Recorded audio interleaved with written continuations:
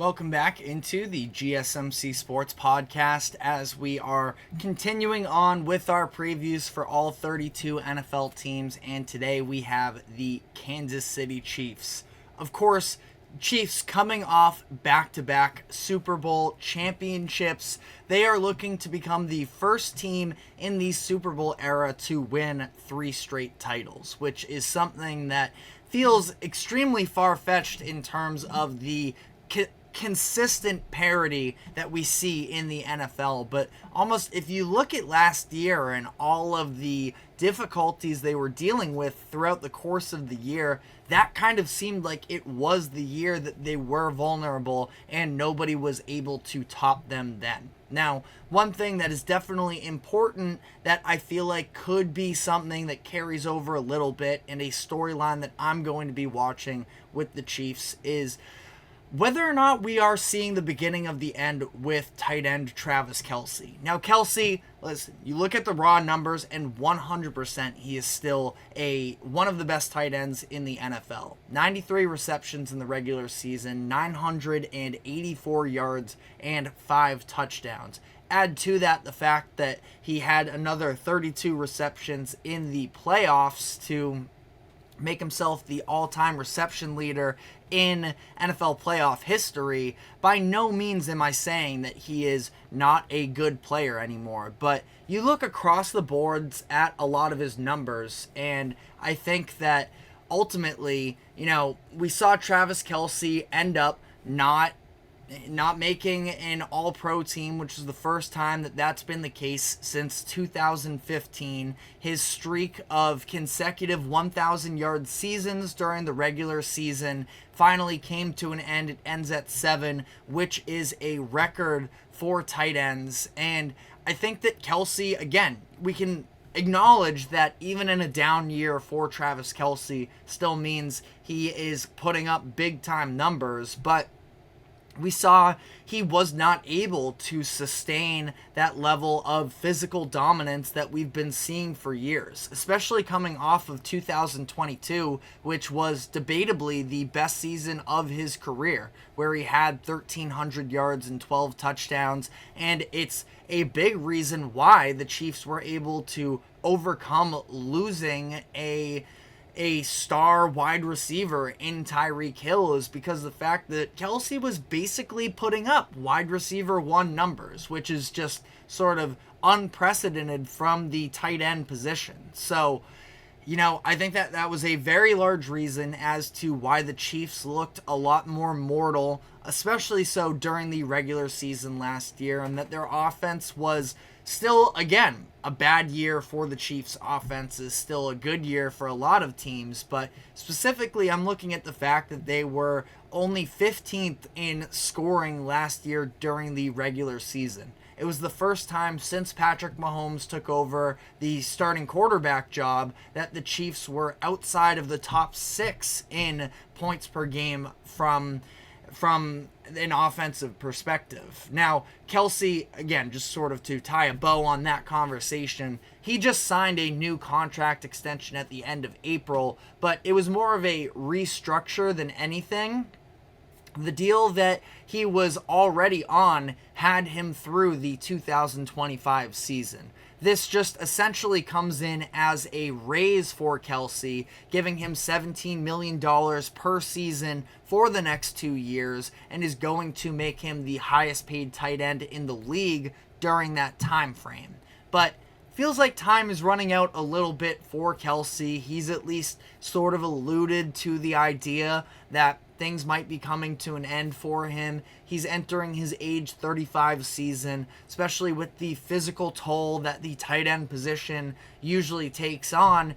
Feels like, we could see things coming to an end for Kelce. And when that's the case, the Chiefs are going to be looking for someone to take the reins from Kelce as the number 1 option for Patrick Mahomes. Rashee Rice flashed a lot of potential last season during his rookie campaign, had over 900 yards. I don't want to speculate fully on sort of what's been going on with him in the offseason. He's gotten into some issues in terms of legal situations that could lead to a potential suspension. Again, not trying to speculate here.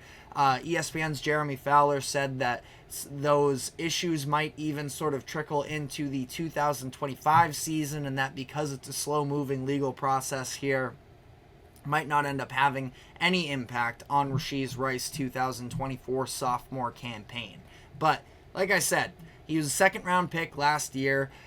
Strictly talking talent with Rashee Rice, he has what it takes to be a big-time player with those 900 yards last year. We will see about the idea of him being a true definitive number one option for Mahomes. And he has some help this season. The Chiefs made a couple moves in the offseason to try and add to the talent.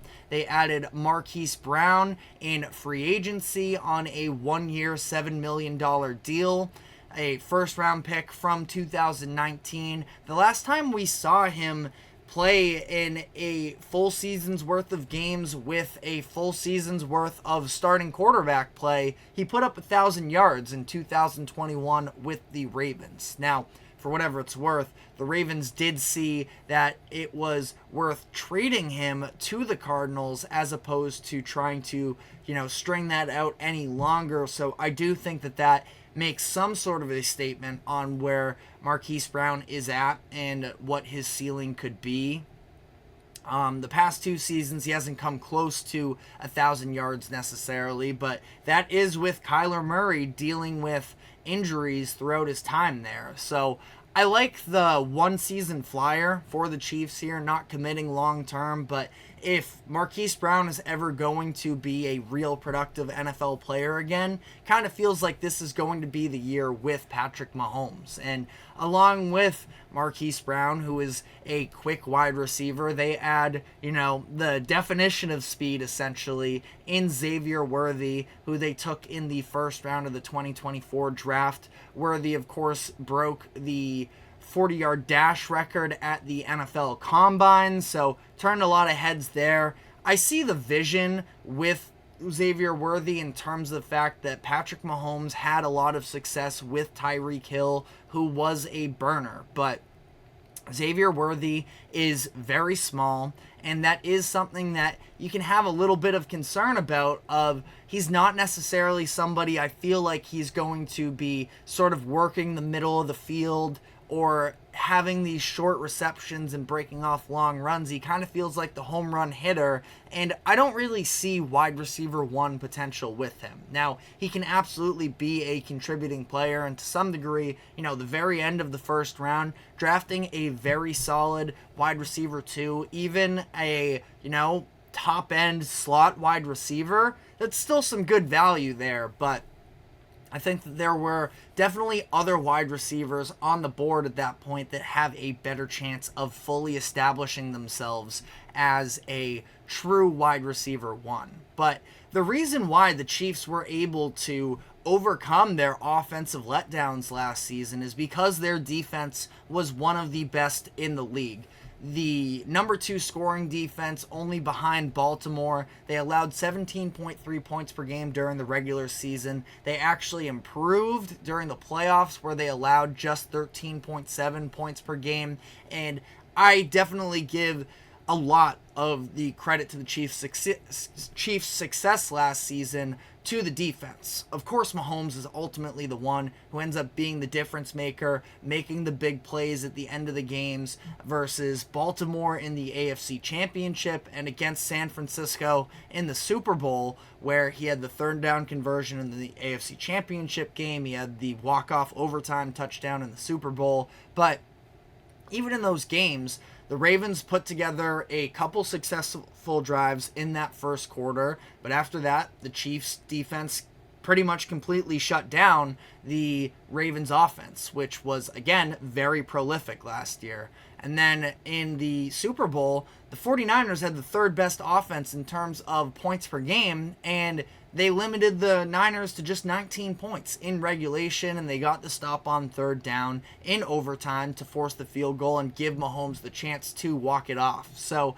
again, the defense deserves a ton of credit. Now, they lose a couple big-time playmakers for them. L'Jarius Sneed is the obvious big loss. The Chiefs weren't going to be able to pay him, so they end up trading him to the Tennessee Titans. Replacing him may be tough this season. Now, you look at Trent McDuffie, who made the All-Pro first team last year as a sophomore in the NFL, but he's more of a nickel cornerback than somebody who's going to line up on the outside. So it sounds like that's probably going to be what the plan is, at least initially in the season. If things get really bad on that perimeter, maybe they try and bump McDuffie out there. Maybe it's a mid-season acquisition. But I don't think that I have a ton of faith necessarily in what they currently have with the outside cornerbacks. Joshua Williams stepping into a bigger role here. He's a fine player, but, just 2 years of NFL experience. Najee Johnson is the other projected starting corner for Kansas City, according to ESPN, and he just missed the entire 2023 season. Only 1 year of experience under his belt as well, so neither one of them are players that you feel like can be anywhere close to the shutdown guy that L'Jarius Sneed was. Now, the Chiefs have a pretty good pass rush, and they are going to shut down the pass game, which was really their strength, because I do think that the Chiefs defense was a little bit more susceptible to the run. In the pass game, they're going to need the rush to get there. Chris Jones, obviously a massive part of that. George Karlaftis had a breakout season last year with 10.5 sacks, and they have some fine depth there. Seeing Anyudike Uzoma, their first-round pick from 2023, him being able to work into the rotation a little bit more would be a positive for them, but they're going to need production up front. And then throw Willie Gay in there as an important loss as well, considering the fact that he was a big part of their defense last year, was really important for them in coverage from a linebacker position. He signed with the Saints in free agency, and the Chiefs are reportedly still confident in their linebacker depth. They have Nick Bolton manning the middle. They have Drew Tranquill, who they were able to retain, signing him to a new deal this offseason. But they're going to need Leo Chenal to take on a bigger role. For Chenal, from week 16 and on, he didn't play over 40% of defensive snaps for the Chiefs, and he is probably going to be a starter for them, so they're going to hopefully get some development there. Looking at their schedule, pretty middle of the pack in terms of difficulty, 12th easiest overall. Now, they have some big-time games against some of the top contenders in the NFL, the Ravens, the Bengals, the 49ers, and the Bills. Maybe you want to throw the Texans into that conversation as well, but definitely some heavy hitters along the way there. Now, that's sort of balanced out by the fact that they play in the AFC West, and they should be able to clean up for the most part in those games. 5 primetime matchups. You look at the season opener against the Ravens, of course, as the defending champs. Sunday Night Football versus Atlanta in Week 3. Monday Night Football versus New Orleans in Week 5. Monday Night Football versus Tampa Bay in Week 9. And then Sunday Night Football against the Chargers in Week 14. So their over-under line is set at 11.5 currently, and I have them going just over at 12-5. This is a team that I think is going to legitimately, specifically on the offensive side of the ball, be improved from last season. You look at the extra amount of talent on the outside, I think that that's going to be a big-time positive for them. Travis Kelce, while I do think that we're going to see him start to slow down, especially in terms of regular season production, I do think that he's going to continue to be there in all of the key moments for the Chiefs, and if they can continue to build on that run game, having Isaiah Pacheco become a top-end running back in the league would be massive for them. Shots below the belt in the comment section says, if Patrick Mahomes and the Chiefs, they find ways to win like Tom Brady and the Patriots when they started being the favorite the every year favorite?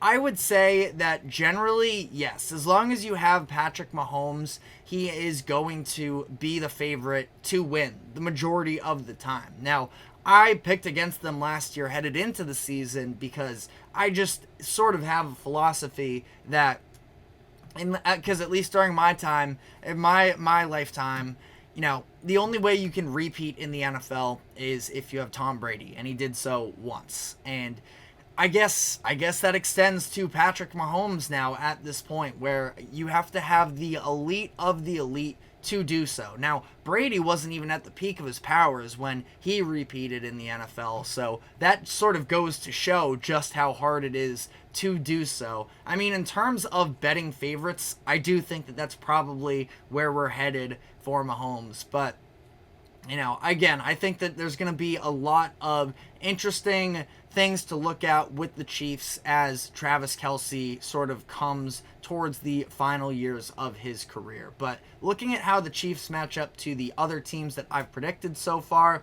I have them up to this point with the most wins in the NFL next season, which really shouldn't be, all too much of a hot take. I believe that them and the Ravens are both the two highest, and the 49ers might be in that conversation as well in terms of the over-under lines where they're sitting at. I know the Ravens and the Chiefs are both at 11.5. I'm sure the 49ers are in that conversation as well, but let me know whether you agree, disagree in the comment section and what your expectations for the Chiefs in this upcoming season are.